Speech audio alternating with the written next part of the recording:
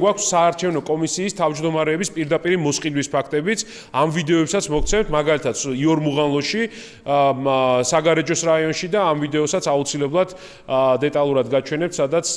თქვენ თვითონ ნახავთ როგორ ხდება ფულის გადაცემა საარჩევნო კომისიის თავმჯდომარესთვის კიდევ ერთხელ ამ ვიდეოს როგორც კი ვნახავთ უკვე ყველას გაჩვენებთ ამასალებს ასე გავუსვათ პირველი რომ ცალსახაა რომ დღევანდელ არჩევნებზე არის აქტივობა დაბალი მეორე რომ სამწუხაროდ მიუხედავად ამისა დღევანდელ არჩევნებზე განსხვავებით გასულ წლის არჩევნებთან მიმართებაში გაცილებით მეტი დარღვევაა დაფიქსირებული ანუ გაცილებით მეტი საჩივარია და გაცილებით მეტი დარღვევაა საქართველოს მასშტაბით ვიდრე გასულ წელს 1 ოქტომბრის არჩევნებზე დაფიქსირებული და ეს არის ყველა აბსოლუტურად ავტორიტეტული სადამკვირვებლო ორგანიზაციის მაჩვენებელი თუმცა აქვე მინდა კიდევ ერთხელ ხაზი გაუსვა მიუხედავად ამისა ჩვენ ნაციონალური მოძრაობა მაქსიმალურად ვცდილობთ რომ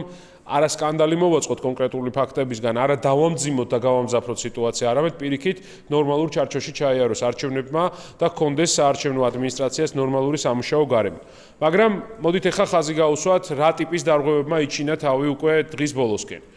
სწორედ იმიტომ რომ აქტივობა არის დაბალი ქართული ოცნების შტაბების მხრიდან უკვე დაიწყო ორგანიზება კარუსელის. ჩვენ გვაქვს არაერთი ფაქტი ასეთი. ეს არის ვაკის რაიონში, მაგალითად 36 უბანზე, წანისში, ასევე გლდანში, ქუთაისში მასობრივად დაიწყო კარუსელის ორგანიზება და 9 უბანზე დაწერილია უკვე 17 საჩივარი, როცა ადამიანები მიდიან უკვე მარკირებით და ცდილობენ რომ მისცენ ხმა და მიიღონ არჩევნებში ისევ მონაწილეობა და ასევე საგანგაშო არის სიტუაცია იმ უბნებთან დაკავშირებით, სადაც სავარაუდოდ ჩვენ ვიგებთ არჩევნებს. ასეთია მაგალითად ზესტაფონში უბანი, სადაც შევარდა კონკრეტული ადამიანი და დაამტრია მე-19 უბანზე ზესტაფონში დაამტრია ხმისმიცემის ყუთი და ასევე შეინიშნება სხვადასხვა ჯგუფების მობილიზება კიდევ ერთხელ ხაზს ვუსვამ ისეთ უბნებთან სადაც სავარაუდოდ ნაციონალურ მოძრაობას აქვს უპირატესობა ქართული ოცნების კანდიდატთა მიმართებაში. ამიტომ მე მინდა ვთხოვო ყველა არასამთავრობო ორგანიზაციას, მინდა ვთხოვო აბსოლუტურად ყველა საერთაშორისო ორგანიზაციას,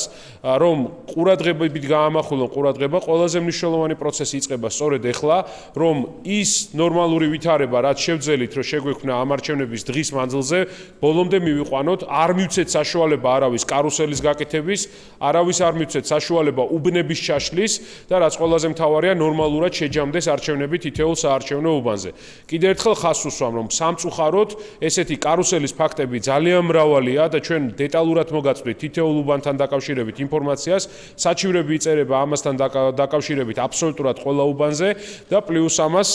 უკვე გვაქვს უბნის ჩაშლის ფაქტები და მე მოუწოდებ ქართული ოცნების მხარეს რომ მათ თავისი აქტივისტები მაქსიმალურად გააფრთხილონ, ნუ ჩაიდენენ უკანონობას და ნუ შეეცდებიან უბნების ჩაშლას და უბნებზე პრობლემების შექმნას. იცოდე ყველაფერი ექსკლუზიურად.